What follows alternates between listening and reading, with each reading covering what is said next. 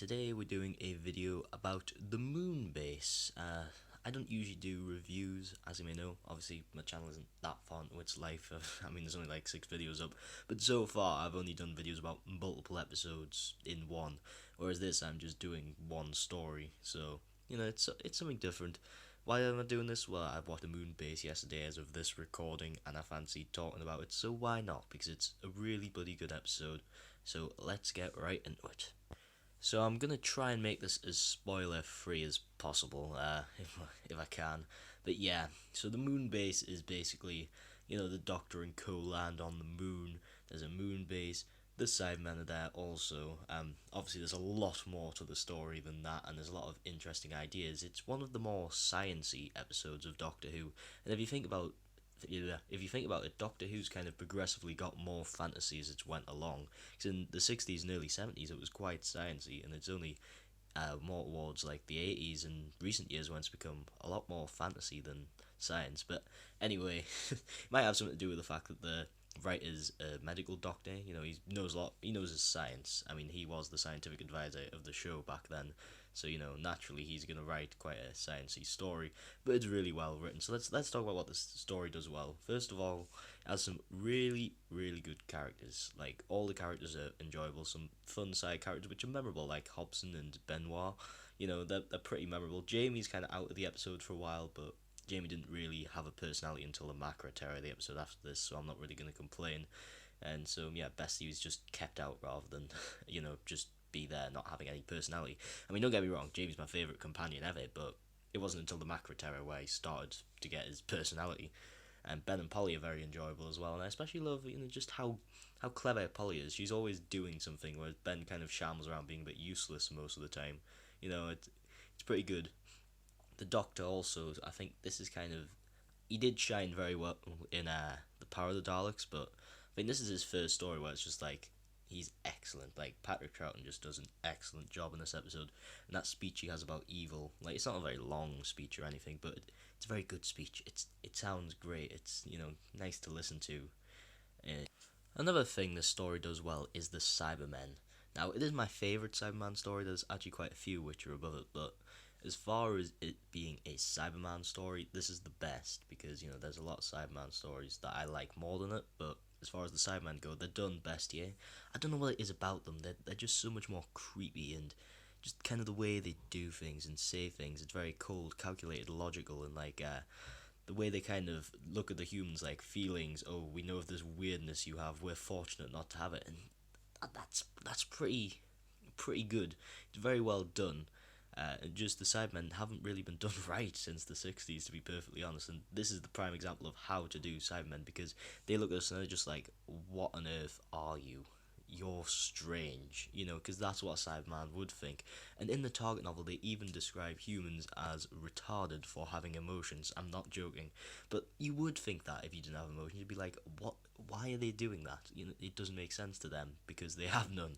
Which that's a very interesting concept, and I love the way they threaten Ben and Polly when they leave them in the doctor's the medical ward, medical wing, whatever you want to call it. They don't threaten to say, if you leave this room we'll kill you. They say, if you leave this room you will be converted. Now it doesn't get much more threatening than that. That's just a really chilling way of threatening them, and that's what the Cybermen should be about. Another thing they do well, with the Cybermen is there's a lot of very good kind of horror elements. The way they just silently cut their way in, and you don't know where they are. And episode two's cliffhanger is absolutely outstanding. I completely forgot about it for the top 5 cliffhangers video. It would have been in if I'd remembered about it, but yeah, that was an excellent cliffhanger, and just the way that Patrick Troughton delivers his lines there is also great, which really makes the cliffhanger. And so yeah, the Cybermen are done excellently, which is always good to see that, because we don't get to see it often, even in most of classic Who, to be perfectly honest. It's only the 60s where I believe the Cybermen are done as they were supposed to. The other thing I really like is the setting. It's a very interesting setting. It's like kind of a United Nations or EU collaboration to make this gravitron on the moon, as it's called, which basically controls the tides, which in turn controls the weather, and it's used to like guide hurricanes away from places, have good weather, have like, good, like, nice weather for people who are growing crops, stuff like that. It's a very interesting concept, and it's very delicate. So obviously with the Cybermen invading, it builds up a lot of tension. You're not just worried for these characters' lives. They've got to get back in control so they can sort out the gravitron. It adds a lot more. How do I put this tension to the story, which you probably wouldn't have had otherwise. And also, it's like multi-country cast, multi-nationality cast. Like there's loads of different people there. There's like quite a few English people just because it was probably cheaper to hire English actors. But there's also like somebody from Denmark, I'm pretty sure, Sweden. I can't tell. It's black and white. The flags are black and white. There's definitely somebody from France and Germany. There was even I think it might have been an African country, but I'm not sure. I mean, the guy was black, but I couldn't quite see the flag because obviously black and white. It could have been a French flag for all I know because black and white. Yeah, but still, I like that's a very interesting concept they played with, and kind of called this whole kind of EU thing because I know it was a thing back then, but it wasn't as much of a thing as it is now. Where just like there's loads of different countries collaborating together to do things that could potentially be like this.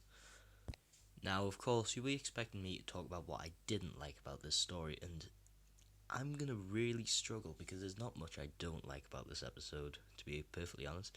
I mean, it's not in my top 20. I suppose that's a complaint. It's not like anything hugely outstanding. It's just a clever little episode which is fun to watch. If I had a nitpick, I don't know. I guess most of the characters, aside from like side characters other than Hobson and Benoit, are pretty 2D. You have no idea who they are, what they're doing, to be perfectly honest. But then again, having two very interesting side characters is actually a treat in Doctor Who, because obviously having good side characters every week is pretty difficult.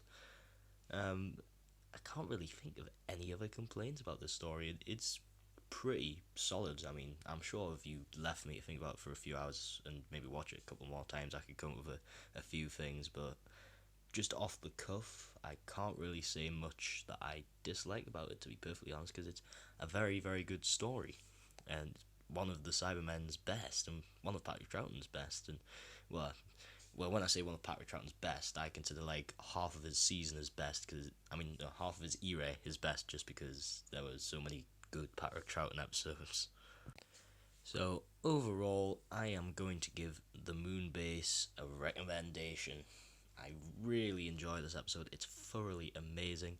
The animation on the DVD is pretty decent. I still think the Invasion had the best animation of any of the Doctor Who animated ones, but this one's pretty decent. It's not the Ice Warriors, because the Ice Warriors had truly atrocious animation, and this animation's actually pretty good at points, which can sometimes even add to the atmosphere, because, I forgot to mention how good the atmosphere was in this episode, with just the way that the music and sounds are used. It really builds up a nice atmosphere, especially with the Cybermen and how creepy they are, and how the characters interact with each other. It's a lot of fun.